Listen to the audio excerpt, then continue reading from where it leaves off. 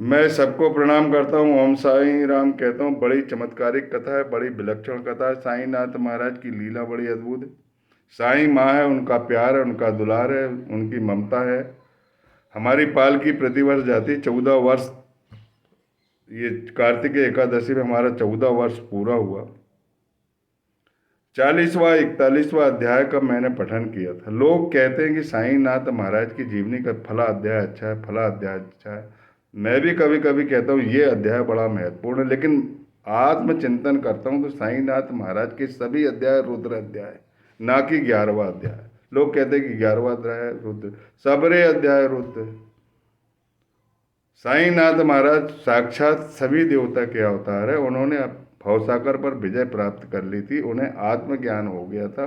और वे, उनके जो गुरु थे गोपाल राव देशमुख, उन्होंने आशीर्वाद दिया था। उनके माथे पर कपड़ा उन्होंने बांधा है और उन्होंने ही ईंट दी थी। जिस ईंट से उनके गुरु के प्राण गए थे, वो ईंट साईंनाथ महाराज ने अपने पास रखी, अंतिम समय तक रखी।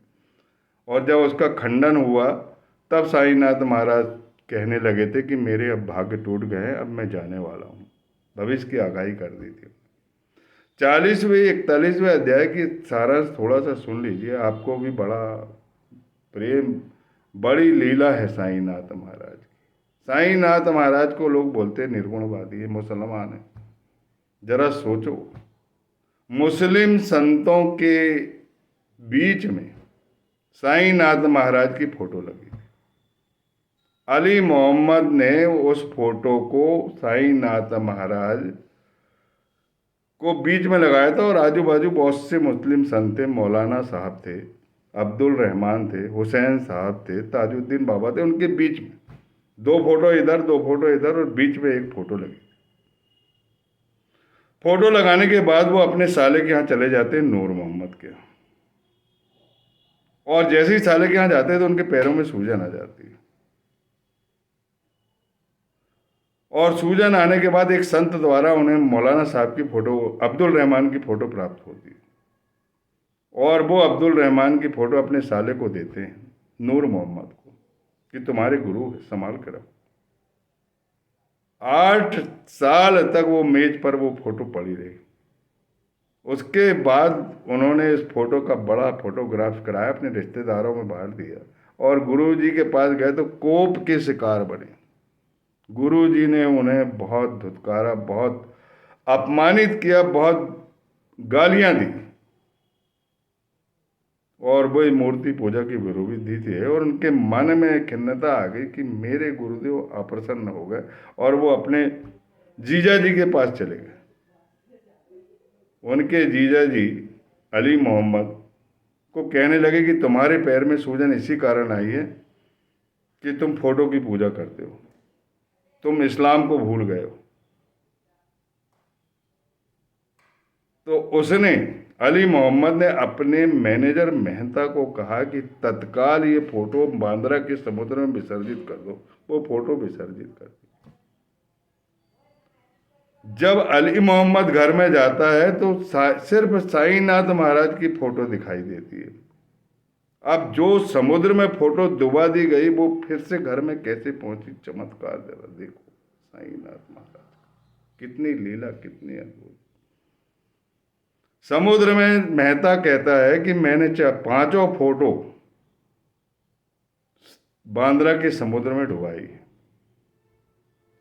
जब वो फोटो वहां पर फिर से घर पे लगी हुई पाई गई अली मोहम्मद के यहाँ, तो अली मोहम्मद ने सोचा कि ये फोटो को यहाँ से हटाना पड़ेगा, नहीं तो मेरा साला आएगा तो इतिश्री कर देगा। क्योंकि उनके गुरु का कोप, गुरु के कोप का शिकार उनको बनना पड़ा था, क्योंकि वो गुरु की फोटो लेके गए थे।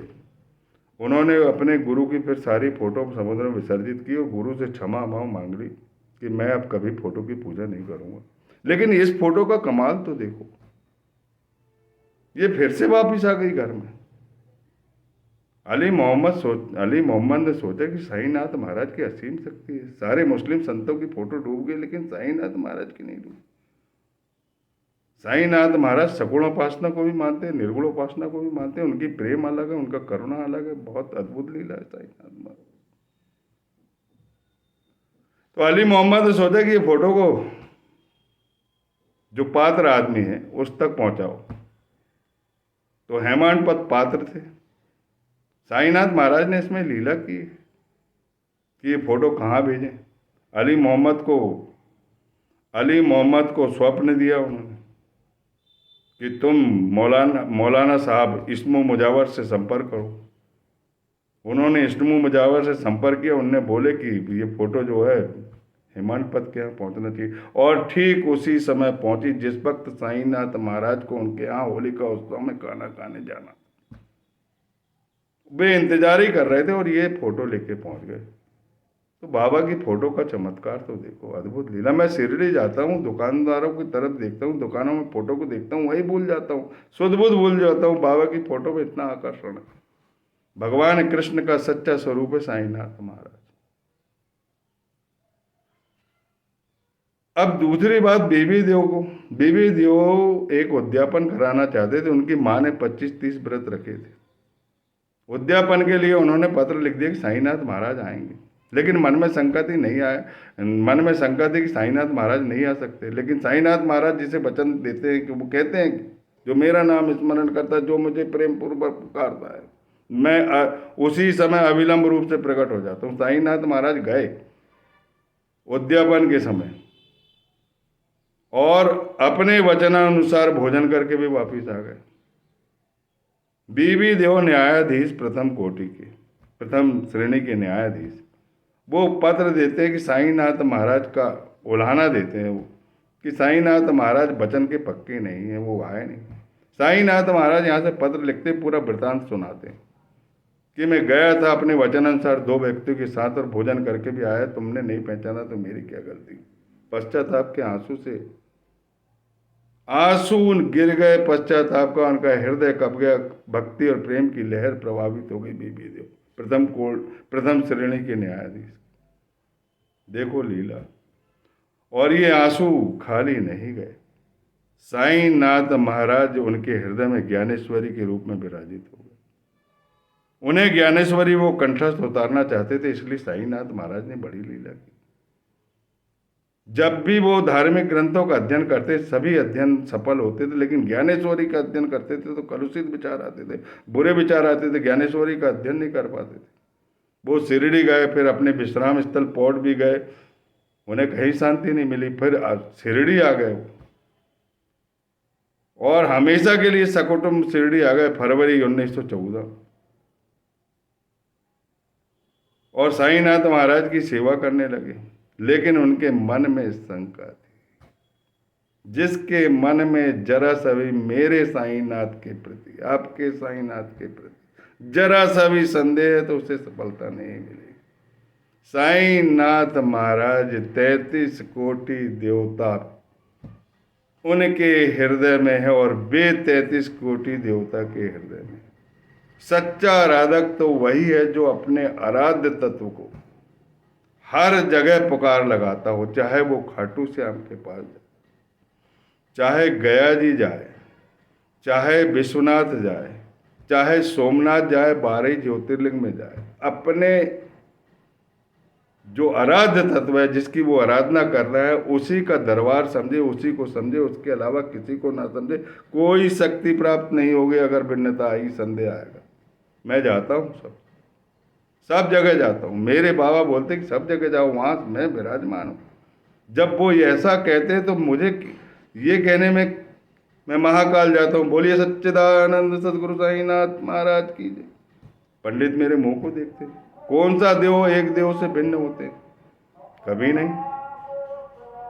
आपके हृदय में जो आराध्य तत्व है, जो सदगुरु है, एक बात मैं प्रेम पूर्वक आपसे बता देना चाहता हूँ, ईश्वर की नाम की रट लगाओ तो सदगुरु के दर्शन होते हैं। ईश्वर के नाम की रट लगाने के बाद ईश्वर दर्शन नहीं देते आपको।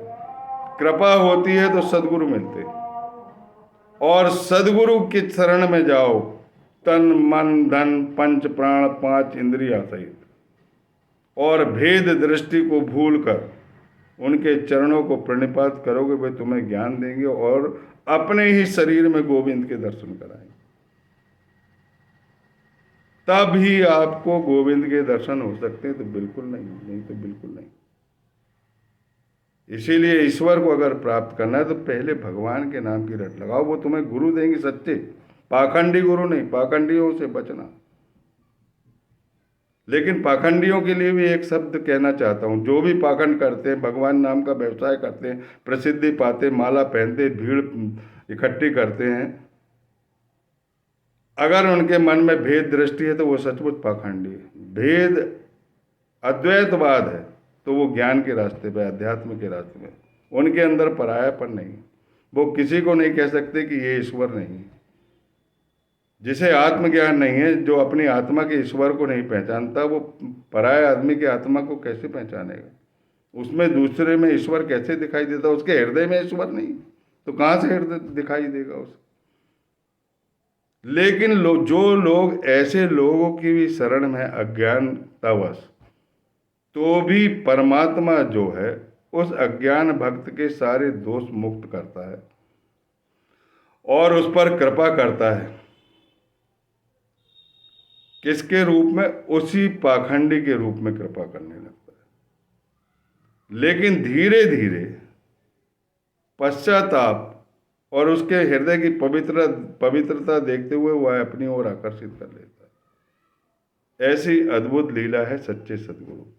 लोग बोलते हैं तुकाराम महाराज को निर्गुरा है। तुकाराम महाराज सब कुछ लुट गया उनका, वैराग्य आ गया उनके घर में, हमेशा पांडुरंग, जय जय राम कृष्ण हरि, जय जय राम कृष्ण हरि, जय जय राम कृष्ण हरि, पांडुरंग, खाना पीना सब भूल गए। उसके बाद उन्हें गुरुजी ने स्वप्न दिया, राघव चैतन्य, केशव चैतन्य के बाद उर्फ बाबा जी चैतन्य, जिन्होंने कहा कि ये चैतन्य जगत तुम्हारा गुरु है, इन सब के अंदर तुम समा जाओ और सब तुम्हारे अंदर समा जाए। तेजोमय हो गए, आदमी बन के आए और ईश्वर बन के गए। परमात्मा ने, भगवान श्री कृष्ण ने स्वयं अपने रथ पर बिठाकर जिंदा आकाश में तुकाराम को ले गए। ऐसी अद्भुत लीला। ज्ञानेश्वरी मुंबई में 2 चमत्कार हुए। 40 और 41वां अध्याय ध्यान से पढ़िए आप लोग। साईनाथ महाराज की जीवन में 4 तप है, 4 पगडंडी है। ये 4 पगडंडी पार करो। पहली पगडंडी में 12 अध्याय है, 13वां अनुग्रह है जो पहली पगडंडी है। 13 के बाद फिर एक गुरु, 26वां अध्याय, 12 आएंगे, फिर 26वां आएगा, फिर 12 आएंगे, फिर 39वां आएगा, फिर 12 आएंगे, फिर 52वां आएगा। 13, 26, 39 और 52 ये 4 पगडंडी, और इन 4 पगडंडियों में 12 पगडंडी यानी 12 अध्याय यहाँ पर आकर मिले। और जो इन 12वीं ये तप 4 तप से गुजरेगा वह साईनाथ महाराज के जैसा हो जाएगा। उसका चिंतन करना, मनन करना। कई लोगों को साईनाथ महाराज की जीवनी पढ़ते तो बोले यार मज़ा ही नहीं आता, चक्की पीसना, इधर क्या है, बकरा हलाल करना, मांस लाओ। अरे उनकी लीला समझो, उनकी गहराई समझो। कभी किसी को ये प्रेरित नहीं किया कि मांस खाओ, कभी किसी को प्रेरित नहीं किया कि शाकाहारी आदमी को कभी प्रेरित नहीं किया कि तुम मांस खाओ। लोग उन पे पढ़ते लिखते हैं नहीं साईं चरित्र, और कुछ भी बोल दी, 4-6 अध्याय निकाल दिया। अरे जरा 39वां अध्याय पढ़ो, जानो, जरा ये समझो कि 4 मुस्लिम संतों के साथ साईनाथ महाराज की फोटो भी डुबाई गई थी, लेकिन वो फोटो वापिस आ गई अली मोहम्मद के यहाँ मुंबई में।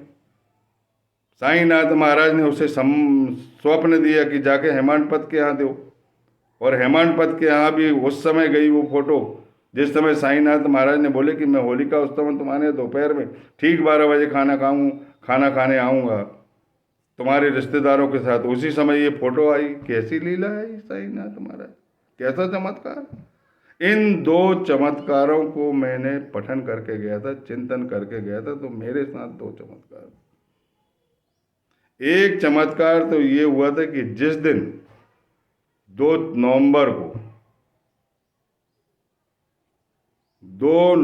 को एक कार्तिकी एकादशी थी महाराष्ट्र में। उस दिन साईनाथ महाराज ने मुझे प्रेरणा दी कि तुम आओ, मुझे पहला दर्शन दूंगा, जबकि मैं द्वारका माई से उठ के पालकी लेके गया था।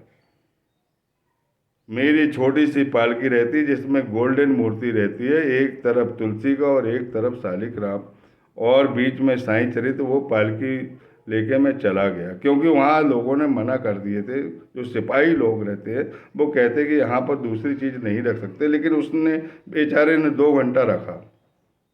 वो उस पालकी को लेके मैं घर पे मैं गया अपनी द्वारावती, और द्वारावती में मैंने सोचा था कि मैं थक गया हूँ, मैं सो जाऊँगा, और मैं सोने का प्रयास भी किया, लेकिन साईनाथ महाराज ने कहा आओ, मैं तुम्हें पहला दर्शन दूंगा। मैं तैयार हो गया, शक्ति नहीं होने के बाद ही मुझे शक्ति मिली। और नीचे आया तो एक ऑटो वाला खड़ा, जिसके काला जिसने काला पैंट पहना था, सफ़ेद शर्ट पहना था, दाढ़ी थी, सावले रंग का था वो, और तिलक लगाया हुआ था। भैया कहाँ जा रहा है? मैंने कहा यार मंदिर जाना चाहता हूँ द्वारका में, मैं तुम्हारे लिए आया हूँ। मैंने उससे नहीं पूछा कि कितने पैसे लोगे, मैंने कहा क्या ले लेगा यार, कितने मांगेंगे, थोड़ा सा आधा किलोमीटर तो है। मन में मैं कभी ऑटो वाले से भाव ताव नहीं करता। सब्जी भी लेने जाता हूँ, मैं बाजार जाता हूँ, भाव ताव करना मेरे को आता ही नहीं। जो भाव बोलते वो देता हूँ, क्योंकि बहुत मेहनत करते हैं। साईनाथ महाराज ने लिखा है मजदूरी जो है उदार भाव से देना चाहिए। बेचारे क्या कमाते, वैसे ही लोग दान करते, अपन क्या उनकी कीमत अदा नहीं कर सकते। उसी भाव से मैं बैठ गया, और जैसे ही बैठता हूँ तो वो बजा देता है ओम साईं नमो नमः, श्री साईं नमो नमः, जय जय साईं नमो नमः, सदगुरु साईं नमो नमः। मैं ऑटो में ये आवाज़ सुनते जाता हूँ, 2 आदमी को और ले लेता हूँ, भैया इनको भी बिठा लो, कहाँ जा रहे करके पूछता हूँ, तो बोले हम सुबह की काकड़ आरती में सम्मिलित होना। 4 बजे थे उस समय, उनको भी बिठा ली। मैंने उसको पैसा दिया तो बोले नहीं, जाओ तुम्हारी द्वारका माई में साईनाथ महाराज जो है इंतजार कर रहे हैं। कैसी अद्भुत लीला, पैसा नहीं लिया उन्हें। और मैं जैसे ही द्वारका माई में आया तो वहाँ जो सेवक था, द्वारका माई का सेवक, वो कहता क्या सेवा करना चाहते हो? तो मैंने बोला कि मेरे से कोई सेवा नहीं बनती, मेरी उम्र हो गई, 65 वर्षीय आदमी हूँ मैं, और मेरे घुटने दुखते हैं, मैं तो प्रणाम ही करने आता हूँ। बोले नहीं नहीं, गोदाम से तुम वो लेके आओ, तुम्हारे घुटने उठने का दर्द दूर हो जाएगा। तो मैंने गोदाम से 6-7 बोरे, कुछ कंडे के बोरे थे, कुछ लकड़ी के बोरे थे, सब किसी तरह ले आया। बाबा ने शक्ति दी। द्वारका माई में जब धूनी पीछे से खींचते हैं, वहाँ भी मैंने धूनी को भी खींचने का मौका मिला, और सामने से मैंने लकड़ी भी डाला। और एक और सेवक आया तो वो मच्छरदानी खोल रहा था, और मच्छरदानी खोल रहा था, तो ये लोग रोज देखते हैं साईनाथ महाराज की फोटो वगैरह, लेकिन मैं तो ललायत था कि मैं पहला दर्शन मैं करूँगा, मेरी इच्छा थी। और साईनाथ महाराज ने मुझे इस बात का संकेत दे दिया, तो उसका ध्यान कहीं था। उसने सफ़ेद, पहले तो मच्छरदानी खोली, फिर सफ़ेद कपड़ा खोला, तो मैंने बोला श्री सच्चिदानंद सदगुरु साईनाथ महाराज की जय। बाबा ने आँख खोलकर अपने बच्चे को देख लिया। मैं आप सबसे विनती करता हूँ कि साईनाथ महाराज से आपका जो भी सदगुरु हो, सच्चा प्रेम करो, और जिसको गुरु बनाओगे सारे तीर्थ जाना। ये नहीं कि शंकर जी के पास गए तो अपने गुरु की आराधना नहीं, मेरे गुरुदेव, कहीं भी जाओ मेरे गुरुदेव, नर्मदा में नहाओ गुरुदेव, गुरुमय संसार होना चाहिए, तब तुम्हें शक्ति मिलेगी। ऐसी अद्भुत लीला। ज्ञानेश्वरी नहीं हो रही थी बीबी देव प्रथम श्रेणी के न्यायाधीश, कलुषित विचार आ रहे। साईनाथ महाराज ने शिरडी बुलवा लिया लीला करके, और साईनाथ महाराज ने पहले 1 रुपये की दक्षिणा मांगी, फिर 20 रुपये की दक्षिणा मांगी, फिर 20 रुपये की दक्षिणा मांगी, फिर 25 रुपये की दक्षिणा मांगी, फिर 12 रुपये की दक्षिणा मांगी। बड़ी लीला की है, मैंने वीडियो बनाया है इसका। वो बालक राम से पूछना चाहते थे, अपनी शंका दूर करना चाहते थे, उनके मन में कुछ था, हिंदू मुसलमान कुछ रहा होगा, इसलिए बाबा को बड़ा क्रोध आया। तुम चिंदी चोर हो, तुम मेरी चिंदी चोरने आए हो, तुम न्यायाधीश हो, तुम न्याय नहीं करते, मेरे साथ अन्याय करते हो, तुमने मेरी जीवनी को चोरा है, अंदर खोजो। साईनाथ महाराज उन पर बहुत क्रोधित होते, और जिन पर भगवान क्रोधित होते उन पर दया भी करते। फिर उन्हें दया भी आई कि तुम मेरी चिंदी को चोरने आए थे, चिंदी चोरने आए थे, चिंदियों से क्या लेना देना, चिंदियों की आशा क्यों रखते हो, मैं तुम्हें सोने का दुपट्टा देना चाहता हूँ, जाओ ज्ञानेश्वरी का पठन करो।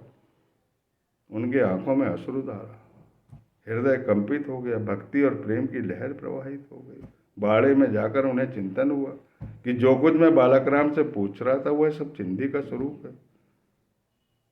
किसी से पूछने की जरूरत नहीं, हिंदू है मुसलमान, क्या क्या पूछना। जिसकी फोटो समुद्र से आकर हेमांड पद के यहाँ उस समय गई होलिका उस समय जब साईनाथ महाराज उनके घर जाने वाले, उनके बारे में शंका। मैं उन लोगों से कहना चाहता हूँ जो हिंदू मुसलमान के लोगों में लगे, मैं उन लोगों से कहना चाहता हूँ जो कहते कि ईश्वर कैसे होते, मैं उन लोगों से कहना चाहता हूँ कि तुमने गीदड़ की खाल ओढ़ रखी, गीदड़ की खाल ओढ़ने वाला कैसे ईश्वर हो सकता है। संत हो सकते हैं, अरे संत तो ईश्वर से ऊपर बढ़ा था। कैसे लोग हैं यहाँ, मेरे से विद्वान है, सारी भीड़ है, पूरी राजनीति उनके साथ है, अटूट पैसा आ रहा है उनके पास, भगवान ने धन से उनको नवाजा है, उसके बाद भी उनमें किनके मत में भेद दृष्टि है। जब तक भेद दृष्टि समाप्त नहीं हो सकती तुम धन प्राप्त कर लो, धन से कोई लेना देना नहीं है। साईनाथ महाराज कहते हैं मेरे पास बहुत धन है, पर देने वाले आते, लेने वाला कोई नहीं आता। बोलिए सच्चिदानंद सदगुरु साईनाथ महाराज की जय। बीबी देव को इतना ही नहीं, कथा और आगे जाती। बीबी देव को उन्होंने कहा जाओ बाड़े में विश्राम करो, स्वप्न में प्रकट हुए और सामने ज्ञानेश्वरी खुलाए और उसको पढ़वाए। तब वो कहने लगे प्रेम पूर्वक, उनके चरणों पर गिरकर स्वप्न में अश्रुधारा प्रवाहित हो रही है। जब तक स्वाति नक्षत्र में मेघ वृष्टि की एक कण चातक पक्षी के हृदय में नहीं जाता, प्यास नहीं बुझती। मेरी भी प्यास बुझाओ। इसीलिए साईं जी साईं आरती में आखिरी लाइन लिखी, चातक पक्षी की लाइन लिखी। उस आरती का यही महत्व है। हेमांड पद भी हमेशा प्रार्थना करता है कि जिस तरह चातक पक्षी की आप प्यास बुझाते हो, उसी तरह आपके चरणों की चरणामृत का सहस्त्रांश मेरे हृदय में दे दीजिए।